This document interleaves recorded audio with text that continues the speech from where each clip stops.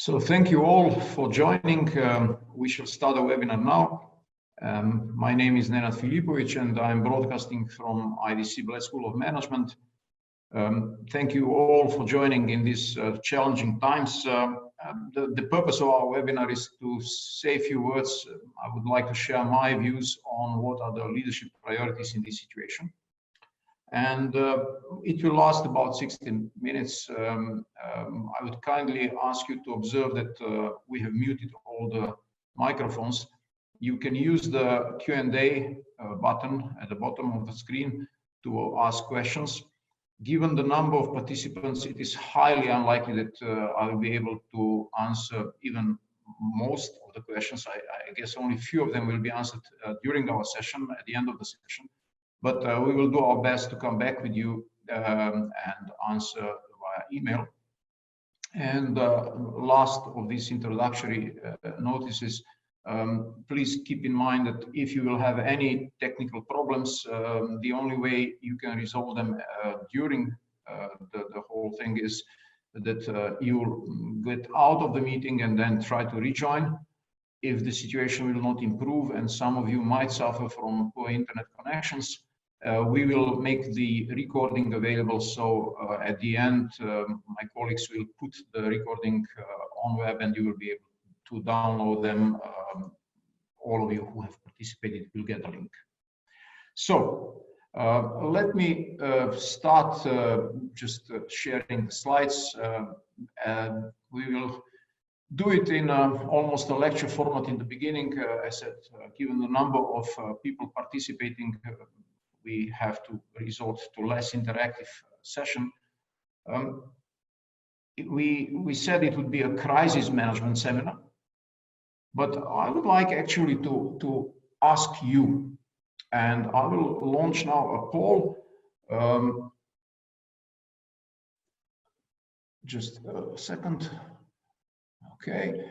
How do you see this situation in your company? If you can please click on the screen, what is the situation? We'll keep the poll open for a moment, and then I'll share the results with you. So please be so kind and answer the poll so that we can get a feeling what's the spread. Okay, thank you very much. These are the results. So as you can see, majority of people participating at the moment see it as a major crisis. Very few see it as a crisis leading to potential bankruptcy. And then the other biggest one is a recession requiring some adjustments. So it is a crisis. I mean, both of these, the second and the third answers are still a crisis answer, although the third one saying some adjustments needed, not necessarily a severe crisis. Let me say that I think it is actually more severe than you might believe. By the way, I don't know whether you know the man on the screen, Alex Cruz, the CEO of British Airways. And as you can imagine, British Airways were pretty hit with, not pretty, were really hit with this crisis. I'll say a few words about it in a moment. But now what I wanted to share with you is the definition of the crisis. What does the crisis in business really mean? How do we know it's crisis? And these, in my opinion, are the signs of the crisis, of true one in business. Obviously, that not only threatens the individual safety, which in itself is obviously very, very demanding situation, but it also threatens business continuity. It requires urgency. I think what you might consider is that it's not only, let's say, looking for new solutions, finding answers which are outside of the scope of business as usual, but that this kind of crisis require working with very limited resources, and that this kind of crisis also have the emotional component, which is extremely important, because even key people operate under conditions of high stress, and the crisis situation often brings very demanding ethical challenges. For example, when Alex Cruz was talking in the news conference, he was talking in a way saying, well, we have a tough choice between saving lives and running business. Now, this, would it be true? I think is truly a tough choice. I don't think actually it is true. I think we have to find a way to keep both lives and business, but it is certainly challenging, especially if you take into account the proportion of crisis for some of the companies. I mean, Lufthansa, just for example, announced that they grounded 700 out of 760 planes. That's practically 90% of the fleet not flying. Clearly, a company can survive only a very limited period of time, even with good results in such situation. And by the way, if we look at, for example, airlines, only about 30 companies worldwide entered the coronavirus situation in good shape. Now, if it is really threatening not only human lives, but also business continuity, then what should be the first, let's say, impulse regarding the response? Now, I don't know whether you know this book. I often recommend it as a reading in my teaching. It's a book written by a journalist. It's a book about people surviving a life-threatening crisis. It's called The Survivors Club. And this book gives a couple of interesting suggestions. What are the good strategies at the beginning of the life-threatening crisis? Your airplane landed in the jungle, your ship is sinking, what to do? The first suggestion is start by not immediately engaging in action, but by understanding what is really happening, what is the new situation, and what is needed in this situation.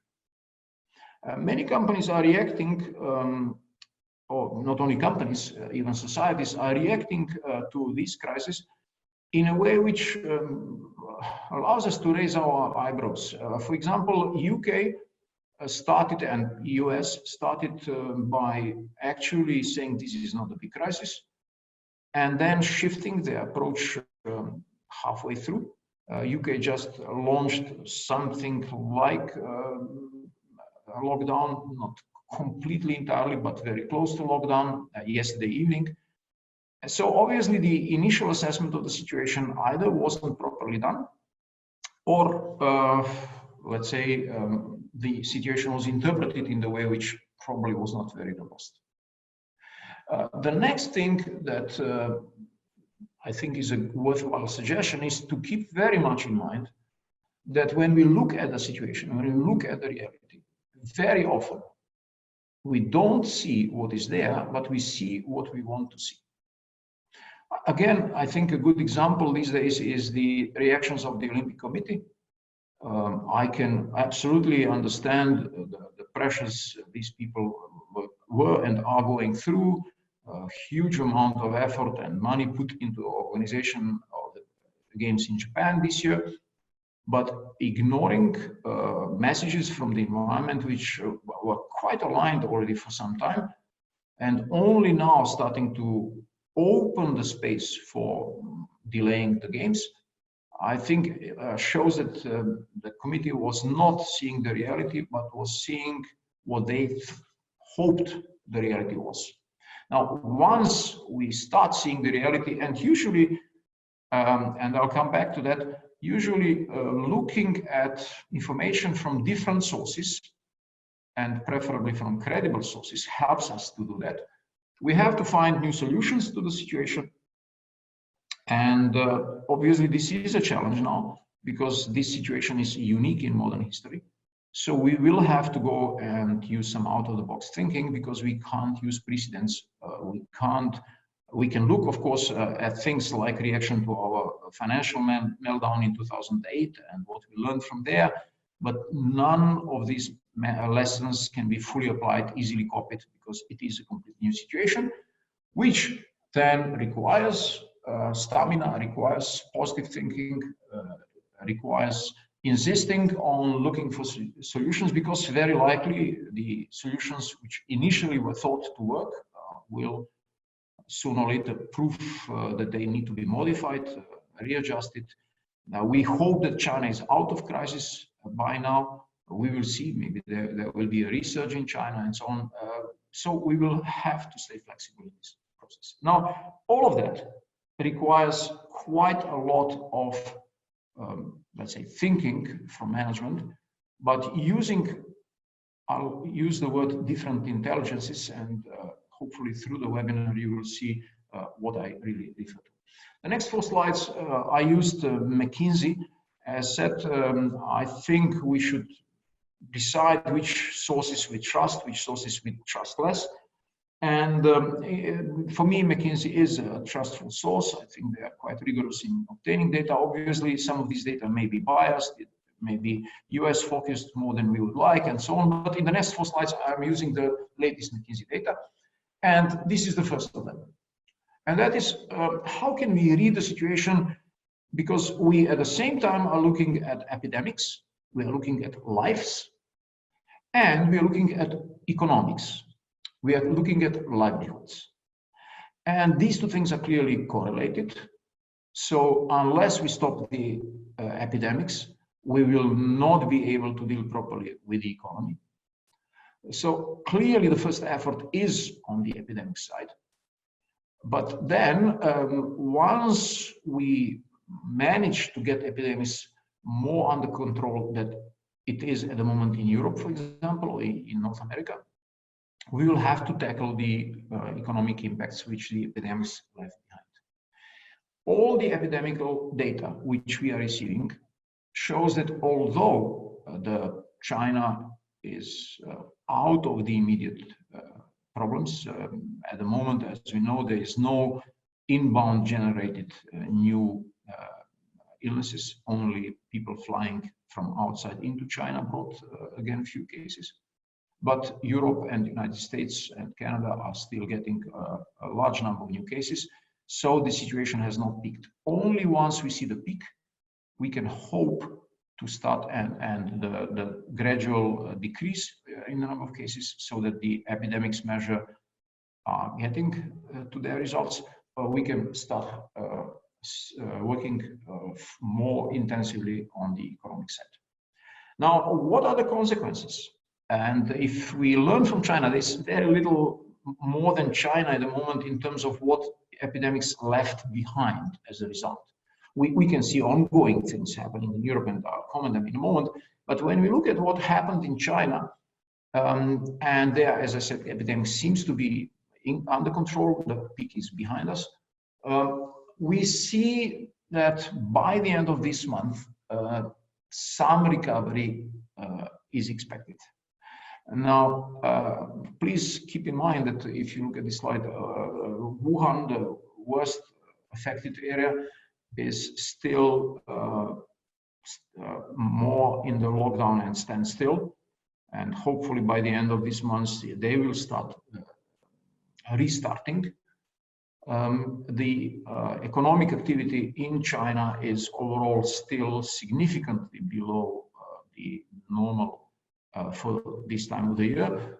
If you look at the an interesting thing for the whole China, 14% decline of particles, so that means emissions based on less manufacturing in February. 40% decline means that, I think it's a pretty robust measure, means that very likely we can say that 14% less industrial activity in China in February, which is incredible. On the one hand side, it's a huge amount. And on the other hand side, we should keep in mind that China managed to isolate provinces very much. And in some provinces, the activities weren't so severely hit as in some others. When it comes to consumer confidence, still down. We see that some of the things are down in a dramatic way, like sales of passenger cars. Obviously, what can be postponed is postponed. Consumer spending, even on food, went down. Okay, so I think the messages out of China. One, I don't think that we can hope for faster than 1 quarter fully lost in terms of economics. Okay. I think we have to foresee prolonged lag in consumer behavior.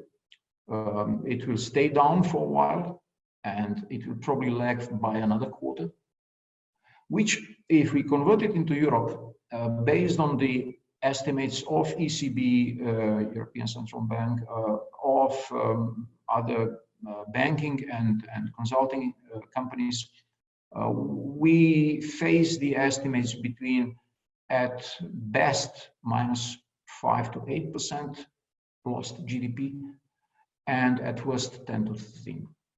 So that's a big hit on the GDP side. Clearly, some industries are more hit than the others, and I'm sure that I'll show you in a moment that. We can also see that some industries stopped, like car industry in Europe is effectively getting stopped. And it's a combination, lack of demand and also lack of supply. Some others managed to scramble, especially consumer goods, and shift towards online deliveries where that can be done. This is the US numbers, and I again find them quite interesting. It shows that there are very clearly 2 zones of effects. One, things that are necessary, that we have to use, but also if you look at entertainment at home, I would say from social perspective it is necessary. It is not something that people will forego unless they will really stay out of funding. So few categories surviving. The demand for them forecasted for the next 2 weeks still reasonable or even slightly growing. Majority take hit, and some of them huge hit. Okay. Mind you, this is just consumer spending. This is not industrial goods. This is not cars. So things that can be delayed where the situation is worse. And one thing which we don't know, how does it reflect in Europe? We don't have any accurate European numbers. My feeling is that in Europe it is similar or even worse. Now, I said if something can be moved online, fine. I think that's reasonable, but it's not possible in all industries. Okay, the red line we are seeing is the equal line. So if the drop would be the same for in-store and online for certain categories of goods, then they would be on the red line. Whatever is below the red line, and everything is below the red line, means that the drop in the in-store is expected to be much more severe than the drop in the online. And actually, few categories will have very minimal online drop or even online growth. Everything which is in blue is likely to drop in retail, but grow in online. Message very clear, it's a no-brainer. If our goods or services can be moved online, move them online, because that's the way consumers will think in the next few months. Now, if this is what the current facts are, how can we reinterpret them into scenarios? And I would like to offer 2 scenarios. One of the scenarios is a mild one, and it's based on the assumption that we are likely to finish the real, let's say, core crisis in terms of epidemics before end of Q2. So how do we know that this scenario is becoming a reality? as I said, first of all, we have to look at epidemics. It is at the moment driving the economy, not the other way around. And at epidemics, if it will peak until, let's say, mid or late April, then the number of cases by the end of Q2 will be small enough to allow for stopping the lockdowns. Once lockdowns are removed, we will see more of economic activities. And of course, provided that the rest of the world would stay under control. Africa clearly is a big issue. India clearly is a big issue. They are taking measures, but not equal at all places. Nevertheless, with what we learned about the regulation of inflows of people, I would say that EU, and that is in particular the area of our interest, will probably be able to prevent the resurging of the crisis in this scenario. From economic perspective, consumer confidence would start rising again, probably with 1 month or give or take lag behind. And the production, which means supply chain management, would be repaired. Probably we would be back to reasonable economic activities by the end of the quarter. Still, that would lead to at least 5 to 8% recession, unless we have very strong measures of the governments put in place.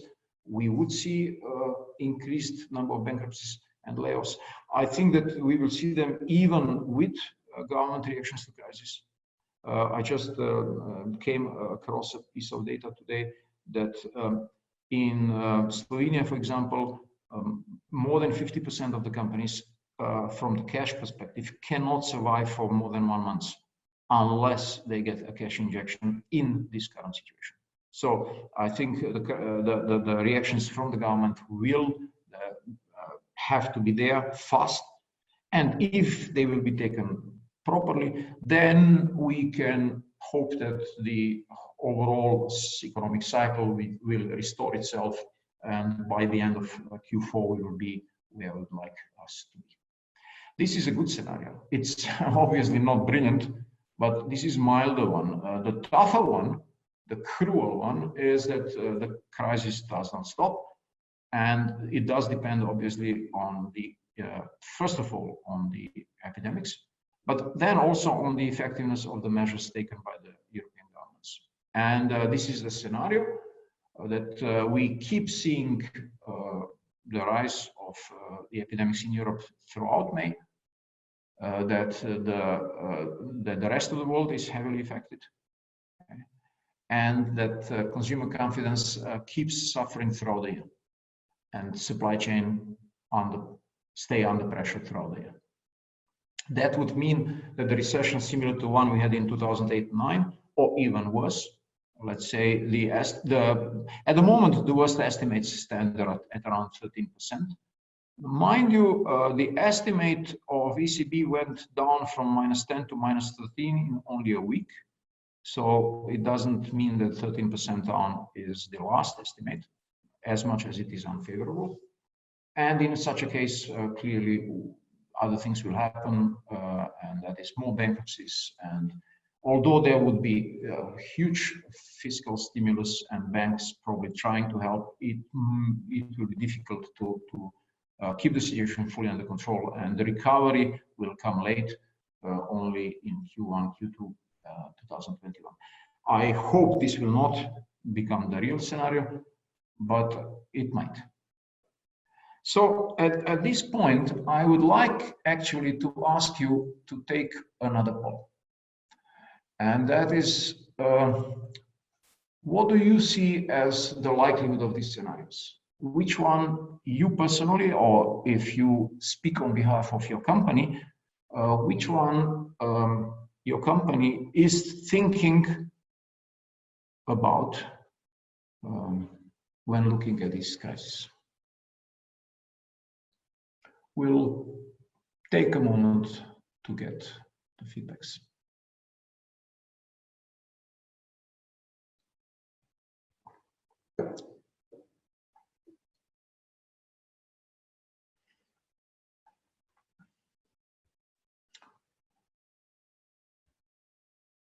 Okay, not everybody has answered, but let me show you the current results. And I think we see that we all hope for, I mean, most of us hope for a better scenario. Some actually believe that about 1/3 of the people believe that the worst scenario is a likely scenario. Again, we are talking about macro scenarios. Within industries, these scenarios can be different, and some industries can go lighter, and some industries can go in deeper crisis. But I think we should brace ourselves for some kind of either midterm or even long-term crisis. And that raises the central question of our webinar. What should leaders do if the assessment of the situation is as is? And let me start with this central topic, and that is the 6 streams of leadership actions I believe are necessary. The first one is leadership alignment. I've talked to a number of companies in the meantime. I try not to be taxing their time too much, but from what I hear, most of them are engaged in consolidating the leadership. We all know that leadership in crisis should be more centralized, more top-down. That's the old mantra. Well, yes and no. Of course, centralized in the sense of clarity of the role and who is in the core team, that is obviously needed. Also, deciding to whom do we listen, which sources we take into our company as trustful sources. But then actually the core team, which may be wider than you might expect. I have seen companies with core teams of around 10, 12 people, but then extended core team often around 30. And that is not for a huge company, and these are for companies of several hundred. For larger companies, it can come to even more. So getting these people together, most of the companies, of course, will do it on the video conferences, aligning the views, coming to a joint view of, okay, we as a company believe this is the likely scenario, let's go this way, and then we will see. And then prioritizing the actions in other streams, that's what I would expect to see. Easier said than done. And as said, I think we are actually, given the nature of the crisis, we are looking for a bit of distributed leadership. And what I see as the biggest need is that the communications of this core team to the rest of the organization and to other stakeholders is clear. So who is supposed to speak? The communicating officer is usually not the CEO in what I see. A CEO gives big messages, of course, makes a video which is posted and so on, but the daily communication is left to somebody specialized in crisis communications. And the decision-making process is made as robust as possible and as clear as possible so that people know their roles and know who is allowed to make which decisions. As said, many of them will have to be decentralized because of the nature of the crisis, requiring fast reactions. The second of the streams, but also a very high priority, needless to say, is safety, lives. Not only of our employees, also of our partners, immediate partners. Many companies operate with subcontractors, use people whom they got from hiring companies, agents, or you can also think of your client as a partner. I will talk about clients in a moment. So here I really mean business partners. What are the policies? What are the escalation procedures? What if? Okay. We can't predict everything, but I think we should try to cover the range of most likely events and see what happens. Okay. Just to give you an example, in our school we see that one of the staff is ill, although most of us work from home most of the time. and we have reduced social contacts to practically zero. Still, what kind of escalation procedure we have in such a case? Full compliance with official regulations. Again, sounds simple and easy. It's not. One of the big things is that these regulations keep changing. So I think that there should be sufficient attention within the core team on people who are legal liaisons, who look at the regulations and brief and prompt the rest of the core team about the implications so that we can keep staying legal. Two-way communication with all the employees and all the key stakeholders and business partners. Two-way communication meaning giving opportunity to the individual employees to come fast to the core team with information they believe is a vital one. This might again create some problems if it leads to information overburden. But I think that from psychological perspective, but also from the keeping the reality check perspective, it is absolutely necessary. And needless to say, working from home, working on site. I think what really has to be clear here is that in this space, in this topic, there is no space for ethical compromises. I think the companies show how serious they are and leaders show how committed they are by being non-compromising in this area. And unfortunately, we have seen from the media that in some companies, even though they might have wanted something else, they created the external view of them as not fully ethically in line with the situation. The third, probably at this moment, the most difficult one, is maintaining operational viability. By maintaining operational viability means would there be demand? Can we satisfy it? It also might mean can we stimulate some demand? But primarily here I speak about can we satisfy the demand if there is some. For manufacturing companies, that means keeping the material flows and logistics, which is a huge challenge at the moment, but many companies have done exercises on that. We have, by the way, seen the fragility of our supply chains in the recent situation. Okay. I've worked I'm working with a number of companies that are in the retail sector, and for them demand planning is absolute nightmare. It's very, very difficult, and inventory management to plan for this kind of crisis and to switch now to crisis scenarios. For production companies, how do we keep our production workers safe? Okay. Can we move online? It's interesting, if you look, for example, at UK, all the retail was claiming that they allow for online sales.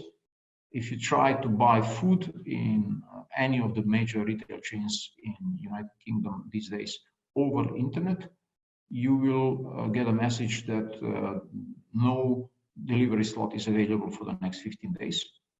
That means that obviously the situation is not under control. By the way, they are trying to hire people.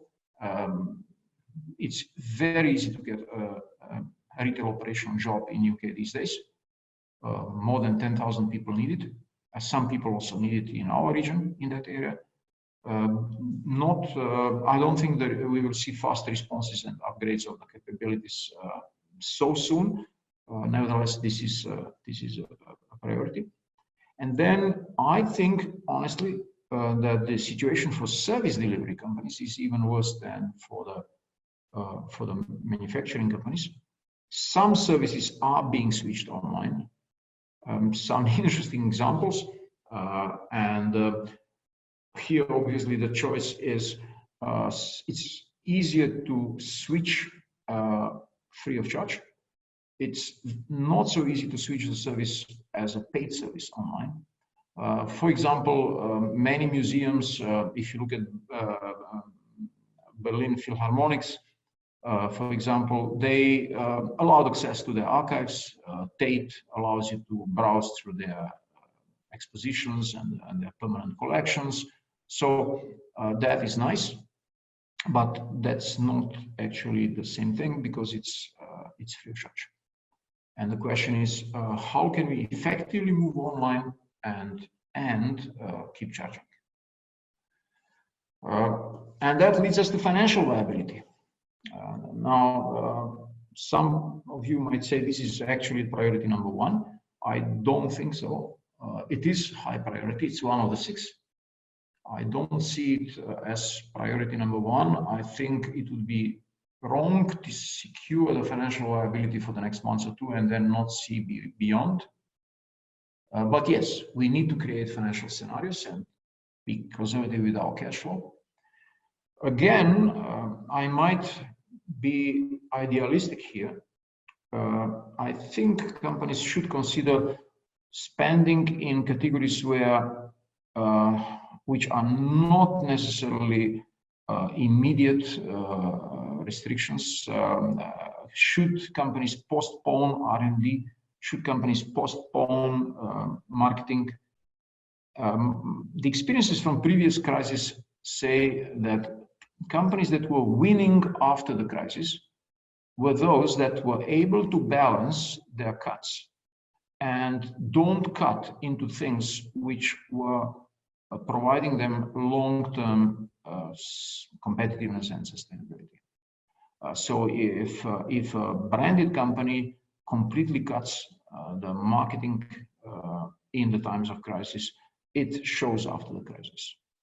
So the question here is how to find the right balance between short-term and long-term.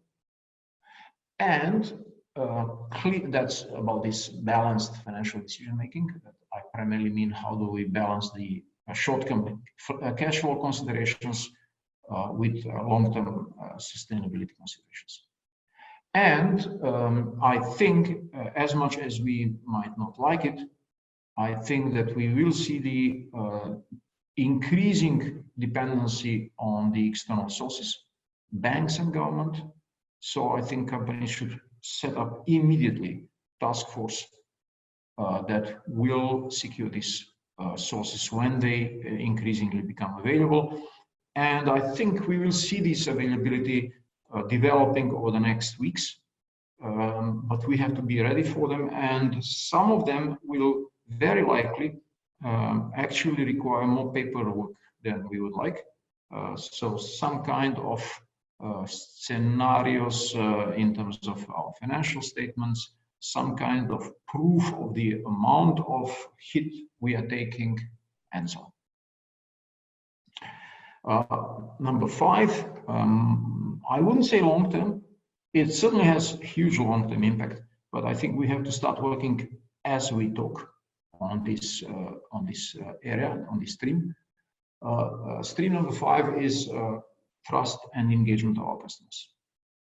Now, I think it starts with transparent communications, transparent and proactive communications, letting the customers know we are there, we are trying to do the best for them, even though they might not need us today. So balanced, let's not keep sending them emails and messages if we know that they will not really pay attention to us in the next months or 2. But occasionally, yes, stay in touch. Stay in touch. Wherever we have interaction with the customers, absolutely make them clear to them that they understand how are we taking care of their safety. For examples, it's striking for me. Banks have to be open in Slovenia. They have reduced the number of open branches, but they have to provide necessary minimum service. And all of them, for example, have allowed for a restricted number of customers. More or less all of them follow the same pattern. As much as you have counters, that is the maximum amount of the people in the branch. So nobody waiting in the branch, wait outside of the branch. But very few I've seen have put security guards in front of the branch to make sure that the queues are okay. People are self-censored. A lot of people think properly in this sense, majority. Okay? But there is no sign from the bank that they would care. Banks having quite different approach to their employees wearing masks. And I know masks are not easily available these days. Nevertheless, not showing to the customers necessarily all the precaution measures we are taking to keep customers safe. Low-cost engagement mechanisms. Let me use this webinar as an example of it. For us, it meant some of my time, a bit of technical support within the school. We don't charge it, we don't earn from it, but it is, I think, a clear message that IEDC cares and that we are trying to help the business community in the times of need, and that we stay engaged, we stay connected, that our partners, the business community knows we are there for them. Obviously, also, if online is needed, and if we can switch to online, reconfigure our offering. If recession is about to come, or it's already happening, and my colleague will talk about recession next week. I will tell you more about it at the end of the program of our webinar. If that is happening, can we, how can we redesign our offering to be more fit to the new conditions? Mind you, I think we will see new reality happening. We're already seeing it. And while lockdown can stay our reality for a while, it will go away. I'm sure sooner or later it will go away. But the new reality after the lockdown will almost certainly not be a restoration of the old reality. I don't think the world after this will stay looking the same as it looked a couple of months ago. I think customers will change some of their behaviors. I think societies will put new sets of demands in front of the business. And we have to start now rethinking, how will this new reality look like? And I said, I don't know exactly what, nobody knows how it will look like, but all the sources I consult, all the people I talk to, all the online postings I read, tell me that the new reality will be different from the old one. So we have to try preparing for these new patterns. Last but not the least, actually, I think it is almost the first, is looking at our employees with not only business interest in mind, but with their interest in mind. How can we show to our employees that we care? Why I am putting this as a real priority is that from crisis to crisis, and in my business life, which now extends more than 4 decades, I've seen many crises, not of this scale. Definitely, this is by far the biggest I've seen up to now, globally.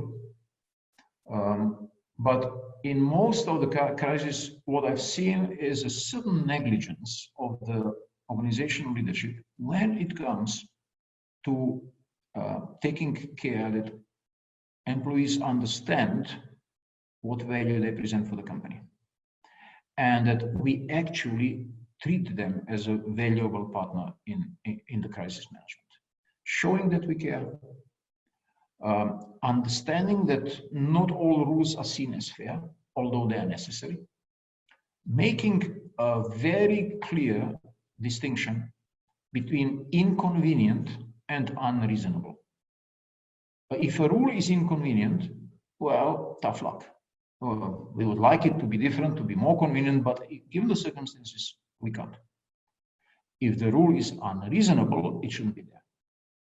So making sure that people understand and they have a voice within those rules which the organizations can set by themselves.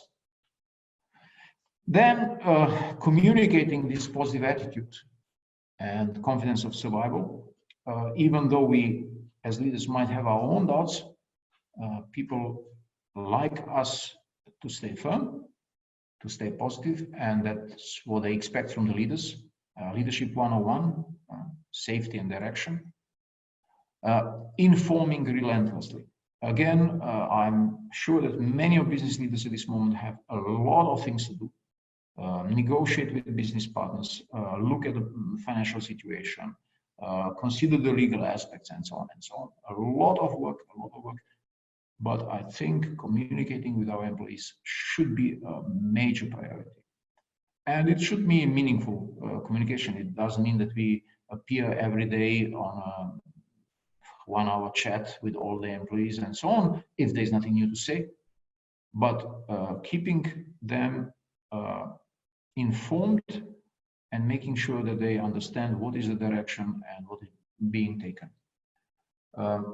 Staying emotionally close, although keeping our distance. As said, for me, this, in my experience, is one of the worst areas in terms of the way they are covered. Now, let me ask you, and I'll launch another poll.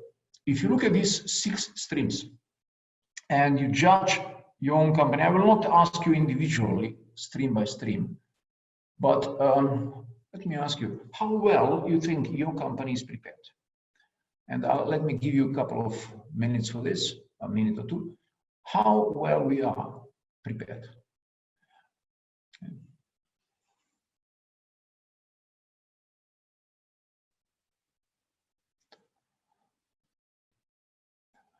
As we are collecting the input, I think this is an important question, and this is one of these reality-facing questions.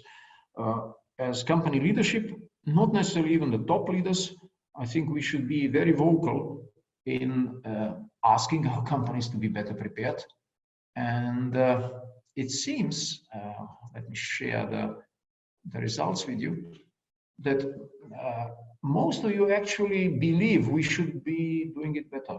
Very few well prepared in all streams.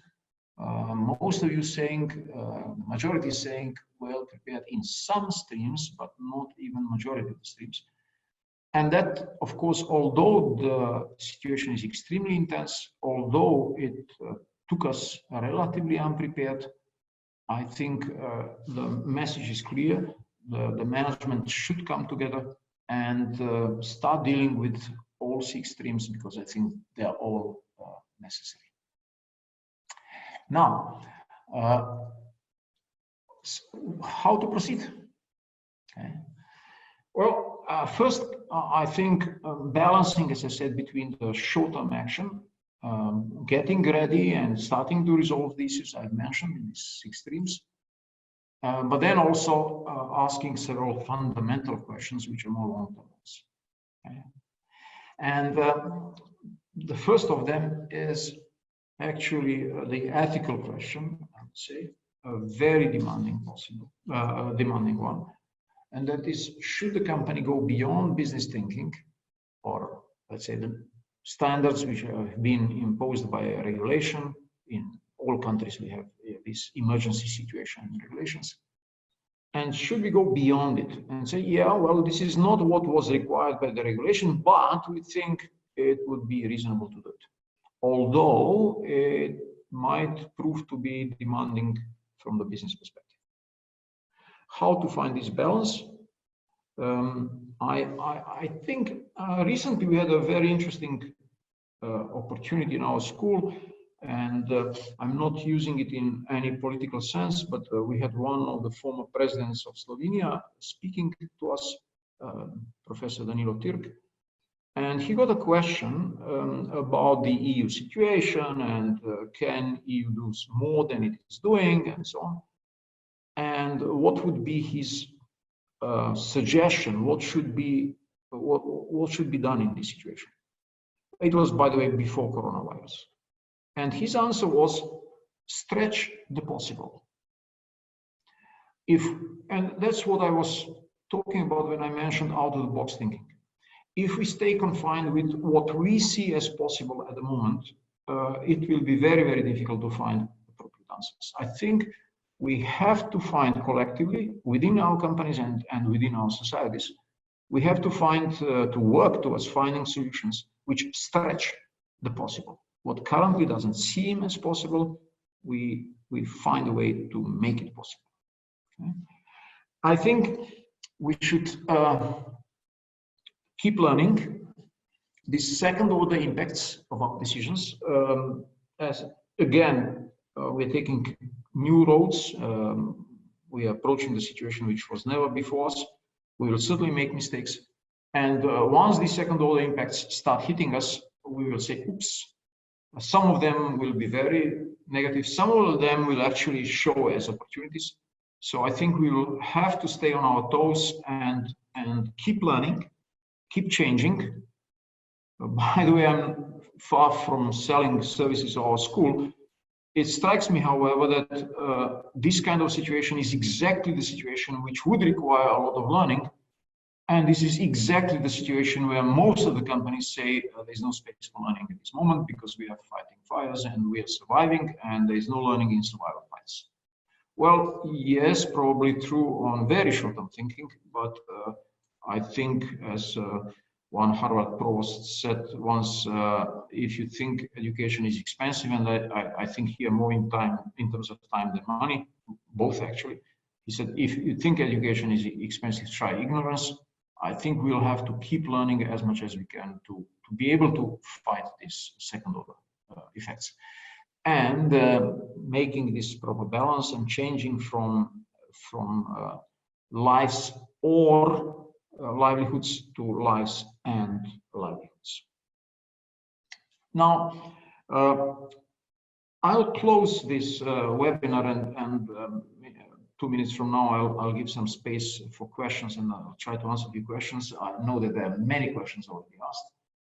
I would actually close with something which you may find surprising, but these lives and livelihoods.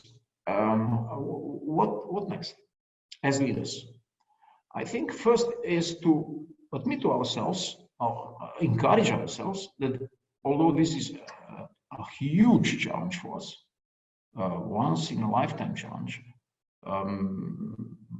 Many people say that since the Big Depression in 1933, this is the worst that has ever happened to economies around the globe. I think it is still a change management challenge. We will go out of this crisis by changing ourselves. And change management, in my experience and my strong belief, requires 3 types of, well, let's call them intelligences, although the first one is not really intelligence. I'm building here on the work of my colleagues, Pierre Cass and Paul Claudel, and they came with a notion of, first of all, vitality quotient. Vitality, it's not in intelligence, but vitality is a propensity of the leaders to have energy and have a readiness to fight, stamina, and ability to engage other people in this fight, and basically give us the answer, why should we move, and show the initial direction of action, engagement. So with vitality being low, we are not making it. So this is, for me, the first thing for the leaders. Engage others and engage yourself, and show very high level of vitality, more than probably in other situations you faced in recent past. And then there is space for IQ. IQ meaning the intellectual engagement, meaning looking at scenarios, meaning looking at business issues, trying to come with best solutions. Also some creativity here. IQ is problem-solving ability, which requires creativity. It's not just logical in the narrow sense. But don't end here. The last and equally important is the EQ. Staying empathetic, being able to understand the stress around, being able to consolate people when they need a warm word, to understand the suffering, and not look at people from the ivory tower. Now, all that being said, let me invite you to a couple of events we are planning. One is the webinar, the next recession, another free of charge event, which will be led by Professor Jim Ellert next week, late next week. My colleagues from marketing will come back to you to inform you about the details of all these events. This webinar, it will be another 1 hour one, and hopefully give some more financial view of a recession ahead and what it means for us. And then a sequence of 3 online seminars, not webinars, online seminars, which will be, we will request a small fee for them, for participating in them. But I think they cover 3 extremely important topics: remote team leadership, crisis communications, and then strategy in times of crisis. These things, again, these 3 seminars will be delivered over April and early May, and there will probably more to come. We will keep you informed. So before we go for a Q&A, let me just launch a small last poll, and that is to ask you how useful you find what you heard.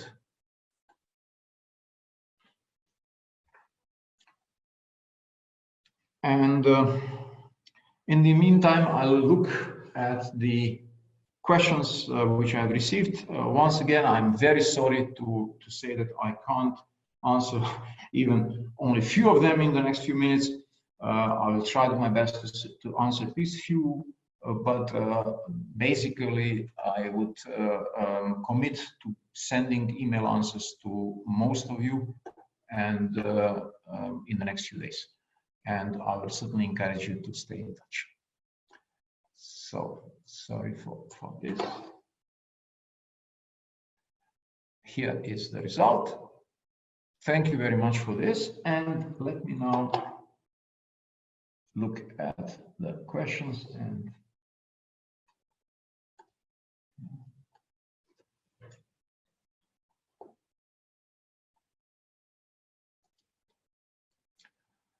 okay. So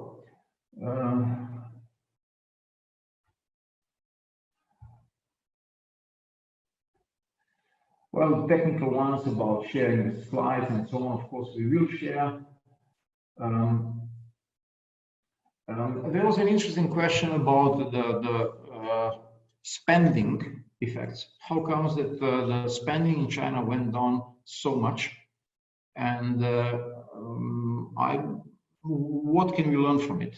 How will the pattern be also for the next for us? I think we should keep in mind that China literally, when they said lockdown, that meant that people were for a week or more even not being able to buy anything or anything beyond basics. So the spending discipline in China was much higher than I would expect in Europe. A, because of the draconic measures of confinement which they were taking, and B, because of the majority of the people being used to living standards which require only the basics from our EU perspective. So I don't think we will see that effect in Europe. However, as you saw in the United States, only the core categories are likely to stay intact. Now, if the question about the government and how do I see the things played in this area and what will be the consequences, I think it's a major thing. Mind you, what I liked in Slovenia is that the government took an approach to consult experts, not just knowing things by themselves. But I'm also very happy to see that various self-organized groups, Chamber of Economy on the one hand side, small entrepreneurs on the other hand side, having different interests, are also quite vocal and tried to establish not only official channel of communication with the government, but also the media lobbying, which would lead to positive results for them. Interests of different companies are different. The most endangered group are self-employed and small companies. Many of them can't survive for more than a month or two. By the way, it's interesting if you consider that, for example, in many countries, including, I think, Slovenia, there is an extremely low level of financing available to ordinary people. For example, if an ordinary Slovene has to go into spending 1,000 euros extra, which was not planned, close to 40% will have to go for external financing.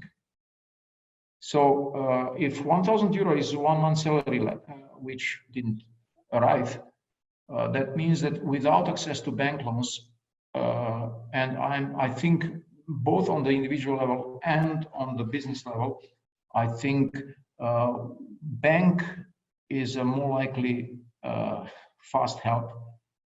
Tax delays and so on help. Salary subsidies help, but I think bank loans will be the #1 measure to be taken. And this is where I do hope governments and banks working hand in hand and helping us to resolve the issues. I would like to close the webinar at this point in time. Thank you very much for your attention.